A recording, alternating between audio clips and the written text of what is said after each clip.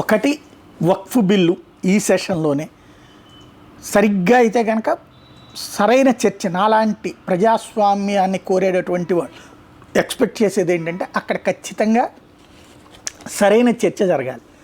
వక్ఫ్ ఎందుకు తీసేస్తున్నారో భారతీయ జనతా పార్టీ చెప్పుకోగలగాలి. అదే సందర్భంలో అది ఎందుకు కావాలో ప్రతిపక్షం వివరించగలగాలి.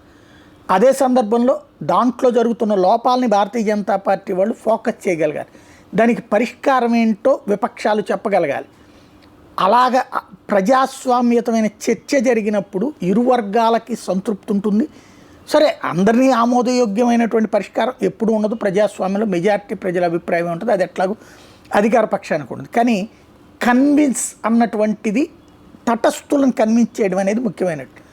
అది నిర్మాణాత్మక చర్చల ద్వారా సాధ్యం. కానీ అదానీ గురించి పాయింట్ని అడ్డం పెట్టి లేకపోతే ఇంకొక పాయింట్ని అడ్డం పెట్టేసి ఇప్పుడు అసెంబ్లీ పార్లమెంటులో వాయిదాల మీద వాయిదాలు, ఫస్ట్ రోజునే రచ్చ, వాయిదా, బుధవారం మళ్ళీ కామన్.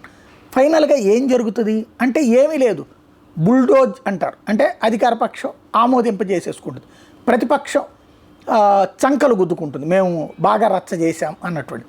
భారతదేశంలో పోను ప్రజాస్వామ్య స్ఫూర్తి నాశనం అవుతున్నది ఎక్కడయ్యా అంటే వక్ఫ్ లాంటి వాటిట్లో కూడా నిర్మాణాత్మక చర్చ జరగకుండా. అంటే బీజేపీ కోరుకునేది అట్లాంటిది, గొడవల మధ్యలో ఏమీ లేకుండా సింపుల్గా ఆమోదం పొందాలనుకుంటుంది. కానీ ప్రజలు అలా కోరుకోవట్లేదు.